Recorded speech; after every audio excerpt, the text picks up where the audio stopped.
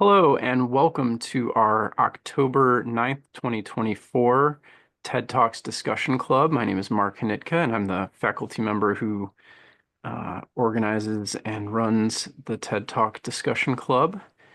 And this month, I think I made a little bit of a mistake. At first, I said the topic was going to be one thing, but then in another place I had it as another thing. So apologies for the confusion, but this month I wanted to do art and creativity, which I think is something that, there's obviously a lot of topics that we've covered in these TED Talk discussions, and I think all of them interesting. But I think maybe my focus and our focus in the past has been a little bit more on um, the hard sciences and current topics and things like that. And I think sometimes, so I also work with the honors program, and I know many of you might be coming here from the honors program. And one of the core pillars of the honors program is innovation and creativity. So, and I think art and everything in that realm, I think it can benefit us and it can benefit society in many ways that we don't always think about or appreciate. So, for this first topic, this actually talks about how a creative industry can help economies thrive by Mehret Mandefro. Not sure if I have the pronunciation on that name correctly, but I will post the topic and the link in chat, but I will also stream it now and I will pause the recording. So if you're watching the recording, for copyright reasons, I won't be sharing the video to the recording, but please look in the video description and watch the first TED Talk before returning to this recording for the discussion. So without further ado, here is how strong creative industry helps economies thrive.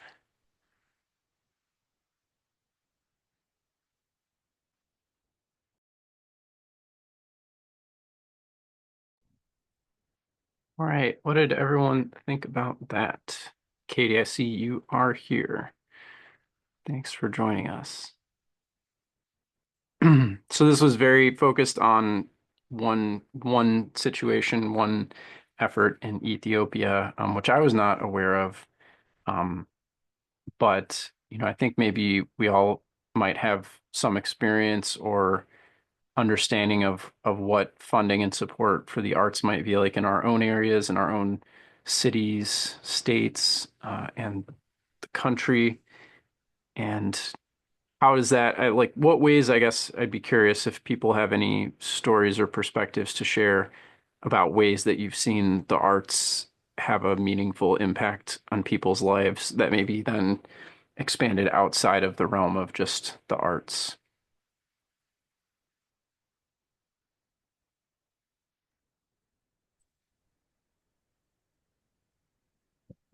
Uh, I guess I could kick this off.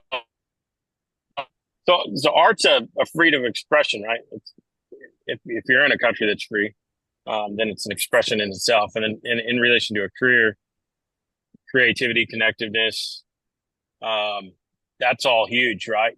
For being for sparking innovation. And if you don't have that, it can be hindered. And then you've got a lack of motivation, a lot of other things going on.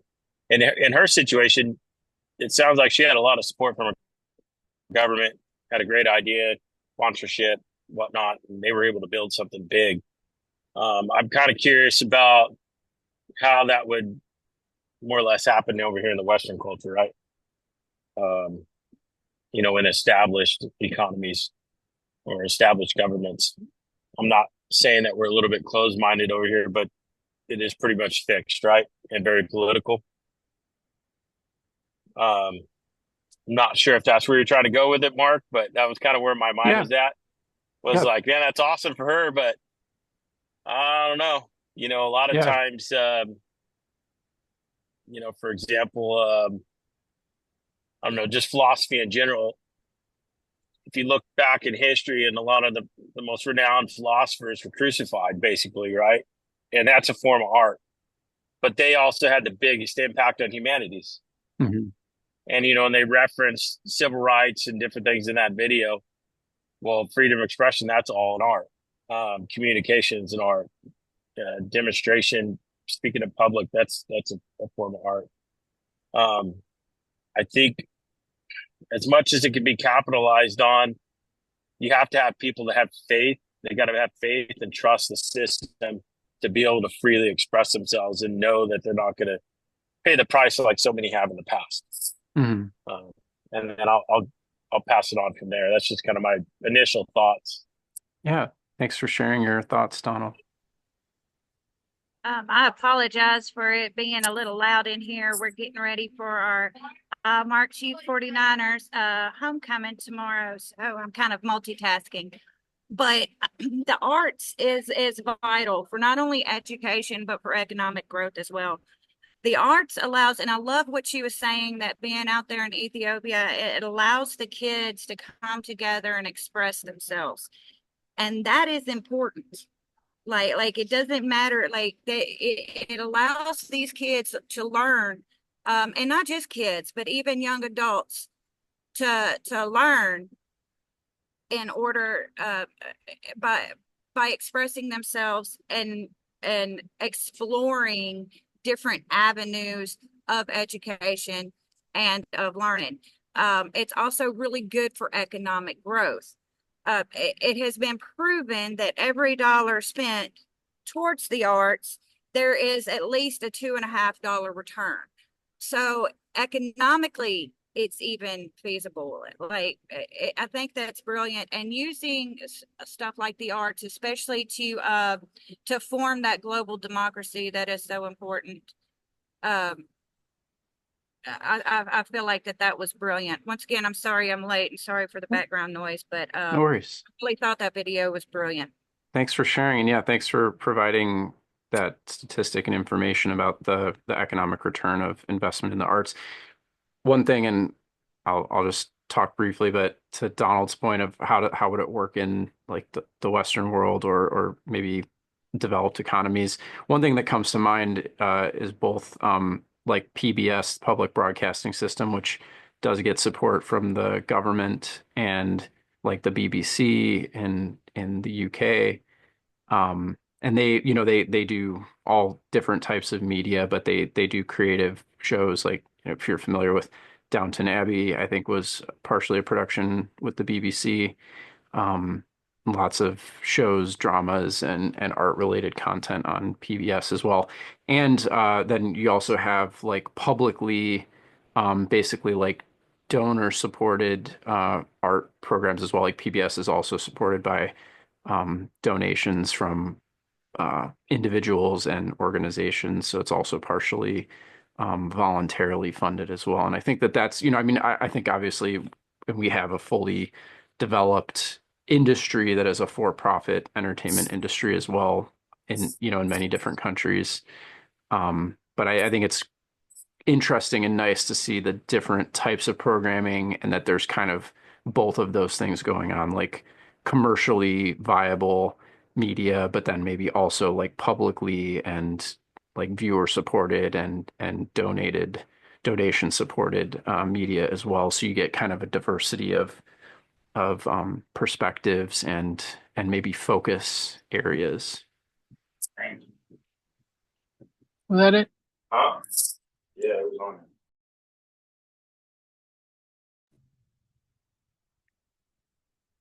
Who else would like to share about this thoughts on this video?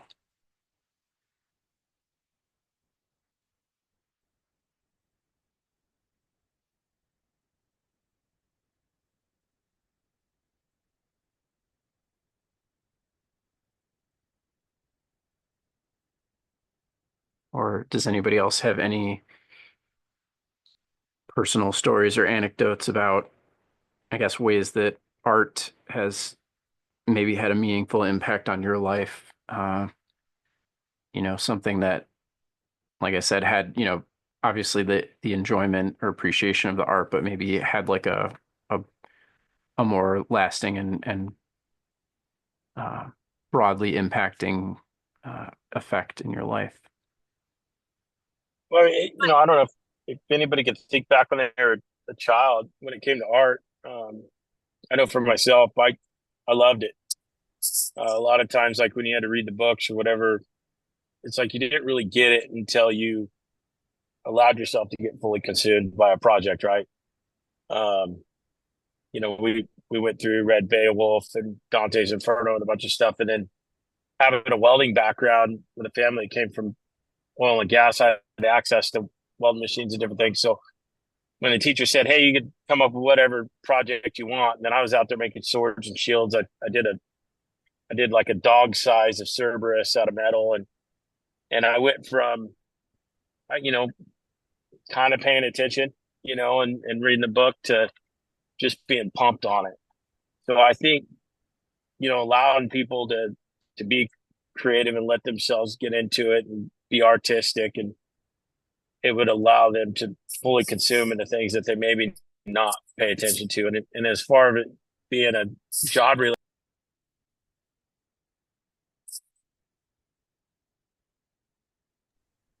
Sorry, Donald, I accidentally muted you. Yeah, no, it's all good. Sorry. I can take a hit, bud. No. There was But some other background noise I was trying to mute, and then yeah, it immediately shifted. Sorry. I think Continue. Kay was unmuted, but yeah, if we're trying to get kids involved, I think that's the biggest thing, and that's actually Kama was one of my partners in the honors final project a while back ago, and one of our biggest focuses on was trying to figure out how we could get different industries and in the government and different places to basically come up with some type of a mentorship program or way that we can employ kids and allow them a chance to learn at the same time and develop. It seems like there's a missing link, and I kind of related it back to my oldest kid when she graduated. A bunch of the friends and stuff were sitting at my house, and they're all like, "Well, what do we do now? We just graduated high school, and half of them can't afford to go to college, and the other half can't get a job." Um, and we started looking around, started looking for different programs for these kids to get out and just even do something. And I'll tell you what, I didn't even know where to get community service. So it just to donate time, right? I don't know if it's just that it's not out there or if the awareness isn't out there. And then when it comes to, you mentioned PBS and whatnot, I'll be honest, man, I forgot about PBS. The only thing I associate PBS to is Sesame Street, you know, I don't know if it's the industries themselves that are similar, like the video that you showed, if they're not modernizing, maybe, or people are just getting consumed by a whole lot of other distractions associated with social media. But there's a huge benefit if you can develop a program and get kids involved, get them a part of the community. You could almost start your own culture. You could reestablish a culture based on ethics and morals versus what they're probably living in the present, at home and whatnot. I think it's about really just finding a place for people to go locally. I don't know. That's my thought. Because thinking of Ethiopia and then judging by the date of that video, life probably wasn't too good back there, especially with the AIDS pandemic and whatnot. So it gave those people something else to think about as not just a job or a place to develop, but it gave them a place to think and be optimistic and think about the future versus focusing on the past or the present. Awesome. Thank you, Donald. I really like what Terrell said. If you go into the chats up here, he said that as a writer, I've been able to convey messages to others that would not have otherwise been possible.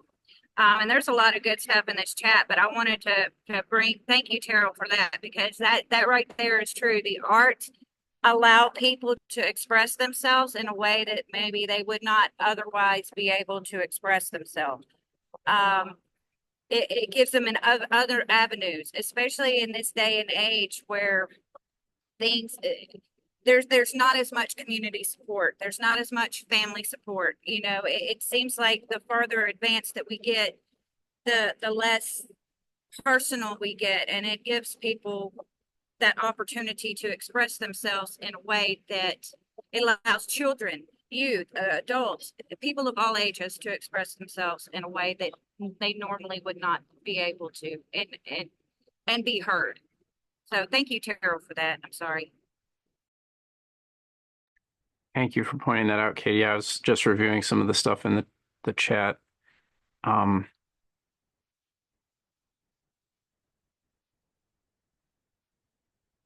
did anyone else want to share? But yeah, thank you for sharing, Terrell, about your experience with writing,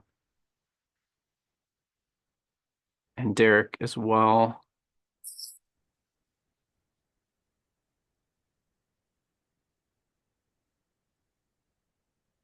Yeah, I want to share actually reading some of these about, art, whether it's like a necessity or a luxury, or, how we should um, allocate our resources and our time.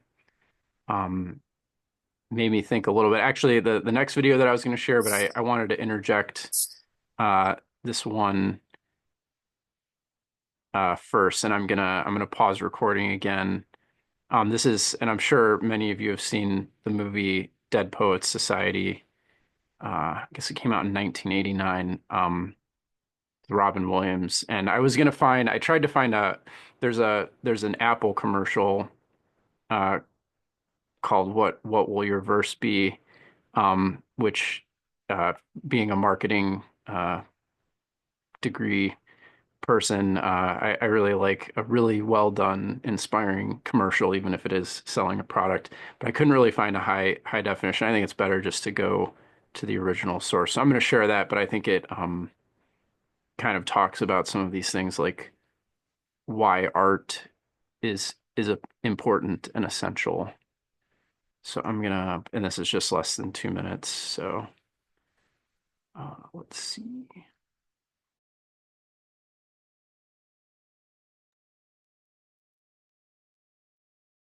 Alana, that's my favorite movie. Yeah, it's been a while since I've watched it. That particular part, I think, really stands out in terms of why art is important.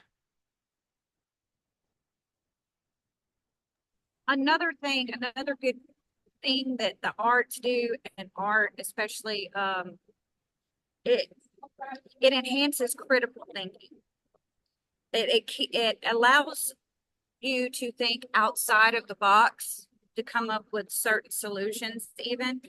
It fosters critical thinking and interpersonal relationships, as well as what he said. It's life, beauty, society, all of it, all wrapped up into one. And if you look throughout history, since the ancients of times, you could tell how a society progressed and fell through their art, through their literature and their works of art. It is ingrained in us as human beings to express ourselves in art, and our society is shown through our art. So there's that. Thank you for sharing, Katie. Yeah, that's true. I think a number of different societies you can kind of see that historical progression, like you said, through their art, like how well the society's doing. Um, Terrell, I can recall this movie from my youth, and it motivated me to consider the arts as a personal contribution to society that might benefit others. Yeah. And I just realized that Ethan Hawke uh, was in Dead Poets Society, and so the next video, and this one's a little shorter. It's only 10 minutes. But this is where is it? Oh, okay, yeah. This one is titled, and this is actually also, I realized that both of these were from around 2020. This one is Give Yourself Permission to Be Creative by Ethan Hawke. I think one thing that stood out to me that I'll just point out, and that I think a clip from this kind of went viral on Instagram and other places. And so you might recognize that, or maybe you've seen this entire segment. But one thing that I wanted to point out that he'll mention in this is that the idea of being creative and making art and uh, that people, especially as we get older, we think that it has to be good, or that like yeah, like you shouldn't write poetry, you shouldn't write stories, you shouldn't dance, sing, paint if you're not good. But I mean, you don't get good at things if you're not good at them and do that for a while and start to practice and get better. But also it's not necessarily about being good. It's about just the process and enjoying it. So without further ado, we're going to play this segment.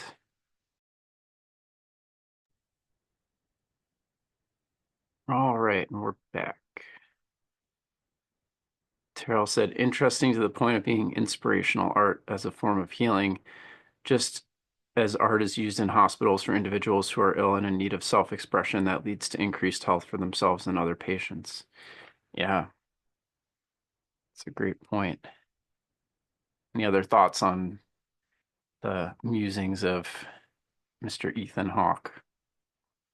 Which I promise I didn't, I like, as we were talking about the other things, I thought about um, Dead Poets Society. And then when we watched that clip, I realized that Ethan Hawke was in that movie. And then I had already picked out this for the second TED Talk.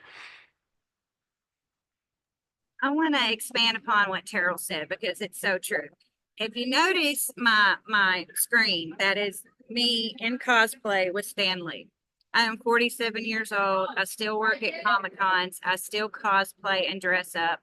But I also, along with my volunteer work here at the Youth Outreach Center, I also volunteer for Cosplay Memphis, which is it's an organization. We dress up and we either host charity events for children's charities, or we dress up and we in our favorite Disney cosplays, villain cosplays, even anime, Harry Potter, you name it, and we go to the various different children's hospitals and entertain the children.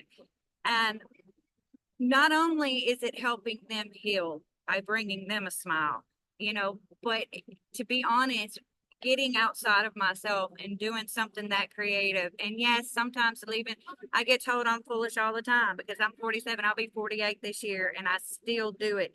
But it's okay. It makes me young. It makes me feel good, and it brings a smile to the children's face. It brings a smile to other people's face, and that right there is a healing factor. And so, like I said, I just want to expand on what Terrell said because he's been putting out some good ones in this chat, and he's so right. The self-expression has a healing factor to it. And if you sit there, and even as a personal, if you sit there and stuff everything and think that you have to live a specific way, or because I think that's where we get it confused as adults. As kids, we don't have that, like what Ethan Hawke was saying. But as we get older, it seems like that we're supposed to act a specific way, and so we end up stuffing all of this, and then it makes us miserable, and then that misery leads to health problems and other ailments. And it's that healthy form of self-expression that we need as adults to be comfortable with, to say, okay, this is okay. We can act foolish, we can be that fool from time to time, as in a healthy self-expression way, which is where the arts, I guess, allows us to get that out in a healthy way. I don't know if that made sense, but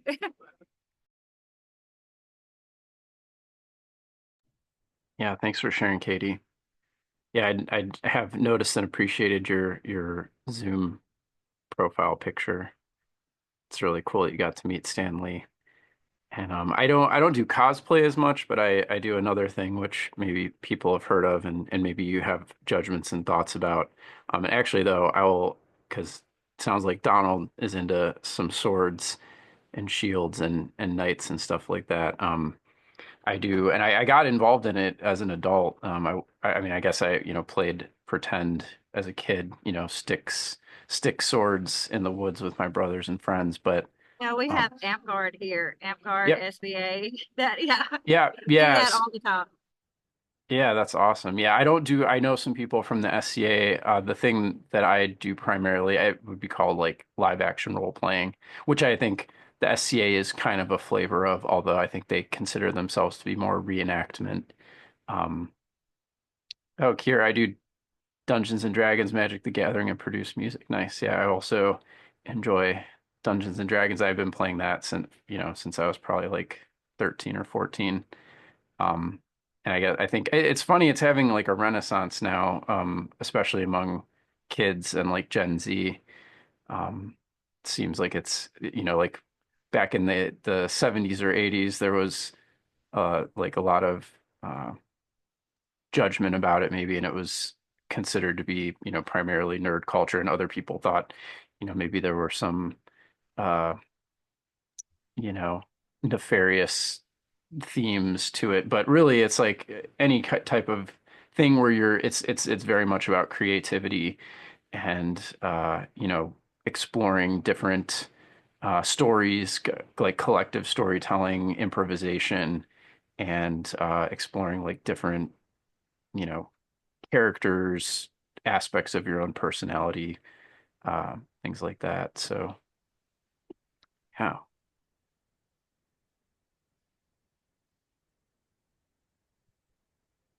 Yeah, I've been a gamer for life. Dungeons and Dragons, Magic the Gathering, Vampire the Masquerade. I even larked the Dixie by Night book. You'll see one of my characters in that. Uh, I've been doing this for a long time, and it's a great way, like I said, a form of self-expression, of So critical thinking. how do you think? I'm going to pose a question here on this because we talked about a lot of benefits as far as art, wellness. I mean, I got an uncle, kind of like what you mentioned. He creates these huge game boards. They're almost like the size of a friggin' large SUV. And he's about 70 right now. But how I think I want to say affordability, but I don't know something I don't know. My dad said it over the years, and I know it's a bias, but the people that are the most artistic can afford to be artistic. They can afford to win and lose, I guess you could say. And I think, and I heard a comment earlier: is people are unwilling to be creative or unwilling to be artistic. It's even in the video he mentioned he was trying to inspire people to be artistic, but there's a lot of people that feel like they can't afford to be. And then and the benefits of it is personal. If you're keeping it to yourself or get popular off of it, right? I mean, it's almost like you could think like 1% of the population got noticed for being artistic, and then how many of the artists out there in the world that aren't noticed? But a lot of the people that are doing artistic things, whether it's personal or professional, they're doing it for themselves first, and I think that's most important, right? You're not doing it for other people; you're doing it for yourself, right? How do you get people to be inspired to be artistic, to express it? That would be my question. Oh, that's a great question, Donald. And I will, before I share any thoughts, I'll leave it open to others if they want to address any of that.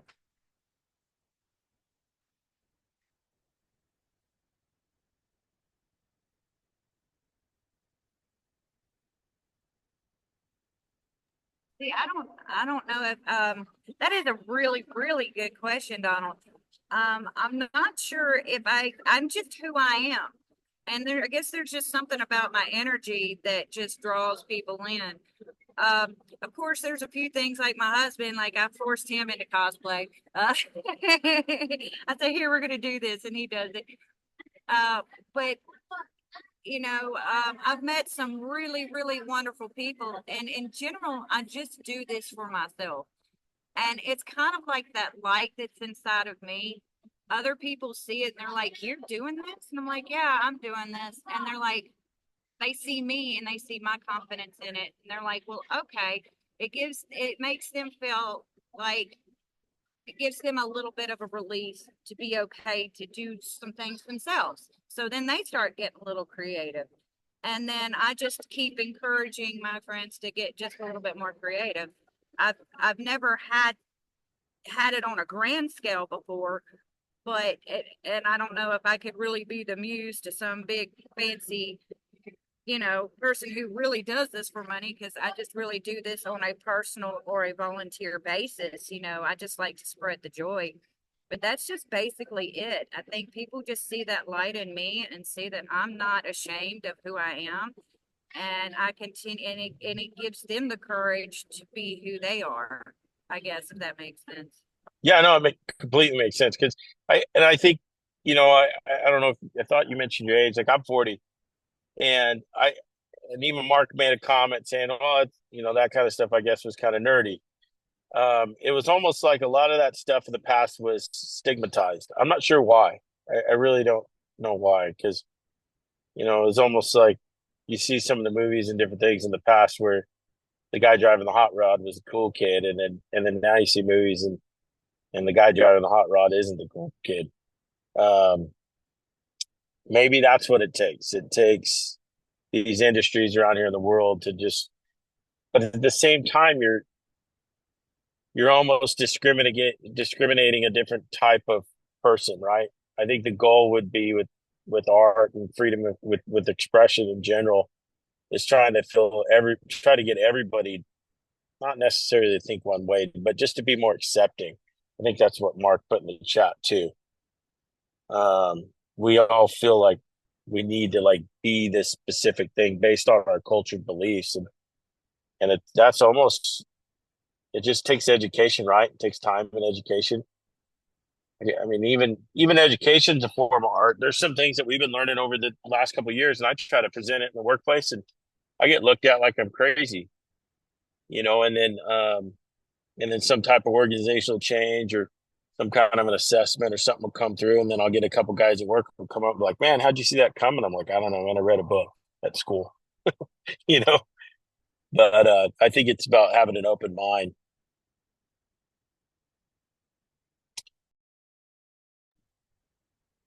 Yeah, that's a great point, Donald. Yeah, and I wasn't saying that it is nerd. I would say I think what you're saying, and um I wrote this in the chat as well, but just like it seems like going back into the past that there was a bigger especially I mean just in terms of I guess like US culture like on conformity, and there were certain like roles and expectations for people, and if you didn't fit into that, I mean there was like there even it's funny because like I used to watch Happy Days, which was like from what like the 70s or 80s, but it was about the 50s. But even like like we all think of like the Fonz, like Arthur Fonzarelli as being like so Uh, cool, and he was like really cool, but actually that culture of like the greasers, like they were actually like not the cool, they were like the rebels, they were like the outsider culture. It was more like the jocks and the preps that were like the cool accepted types of kids, or yeah, people. So it's like it's weird like how things change over time. And I guess one really great thing about the internet and just people being and I guess media and people being able to like create stuff using their phone, video, sharing, is that we get exposed to all this other stuff. And I hope that it is creating like more of an acceptance of like what other people are like, what they enjoy, what their backgrounds are, what their, interests, and that we can just say like, hey, like I'm not into that, like that's not my thing, but like I'm glad that you enjoy that and that makes you happy, and like, and then you never know, like when you're exposed to something else, you might be like, wow, like I never knew that existed, and like that's actually kind of cool, and I want to look into that. And the fact that they're all these different creative things that are out there, and we have much more exposure to it because of the internet, I think is a really cool thing. So well, it's great, but a lot of it's getting pretty dirty, man. I know in my house, I growing up, I had this babysitter watch I Love Lucy, and I would just cringe and then go out and ride my bike when I was a kid. And man, I grow up now. If it's on all the time. I got three daughters and my wife, and they're always watching I Love Lucy, and I'd have to say I probably sat down about 5, 6, 7 years ago, something like that. I actually started watching the shows, and I couldn't stop laughing how funny it was. And I feel like I deprived myself for so many years just by looking up and seeing the black and white screen, going, I ain't watching this, you know. And then, but I almost feel like some of the stuff that's getting shared, getting created, it's getting a little raunch, and I'm not sure why, but I find in our household right now, we're going back in time, and we're pulling from a lot of the things that were probably pre my generation, maybe my parents. Yeah. And I think there's a lot of lessons to be learned in the past. It's not politically driven, I guess, or whatever. There's a lot of these changes, or maybe normalization that they're trying to do nowadays. Hmm. It's a little bit more artistic, I guess, a little bit more humorous. There's not like hidden agendas and some of that stuff, but that's just my thoughts. Kind of like Yeah. MASH. I don't know. Yeah, and I will say, well, actually, it's interesting. MASH was, I think, it was a thing, a show about war, well, a movie and then a show, but it was very anti-war, I think. Right.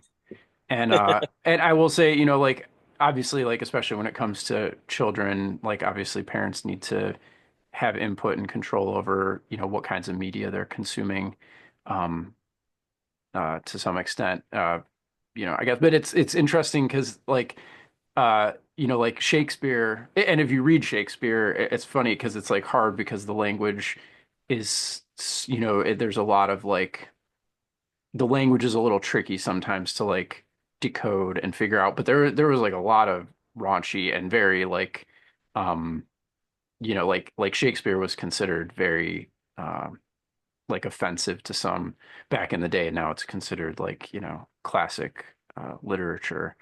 Um, so it's interesting, that sometimes very controversial things at the time are later, and not all things, like there's other things that probably were uh, not as well looked back upon in history. But, it's like, again, with art, sometimes things are subjective and up to the interpretation and assessment of the viewer. But I appreciate everybody. This turned into a really great conversation. I was a little bit worried because it's, art creativity is, again, I think it's something that I've not uh, maybe put enough emphasis on in the past, and I wasn't sure how the conversation would go, but it's been a great conversation. So thanks everybody for coming and for participating in the chat and also sharing on voice.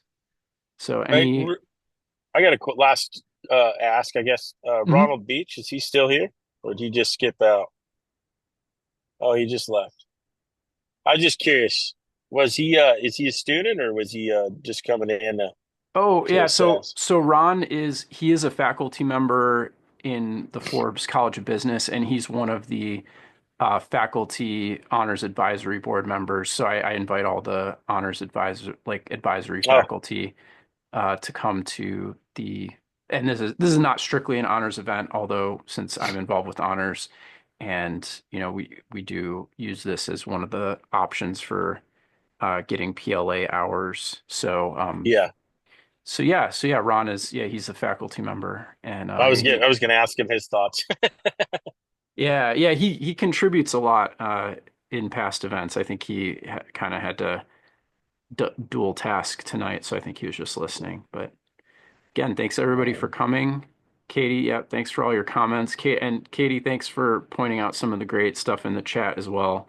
I think there was so much conversation going on, and I was juggling a couple things, so I didn't get to pull out as much of the great stuff in the chat. But thank you for pointing that out, and thank you for everybody who contributed some great points and shared some personal stories and thoughts in the chat. I appreciate it. And yeah, don't forget if you are uh, doing this for your PLA hours, it's probably good to fill out your self-tracking sheet, including your reflection soon after so you don't forget and then have trouble uh, coming up with that later. But have a good evening, everybody, And the next honors event is at the end of October, October 30th, and it's going to be a roundtable discussion. So I'll ask that people maybe come ready to share some things there, kind of like a show and tell and discussion. Have a great evening, everyone. Hopefully see you at the next event. Yeah. Bye. All right, Mark.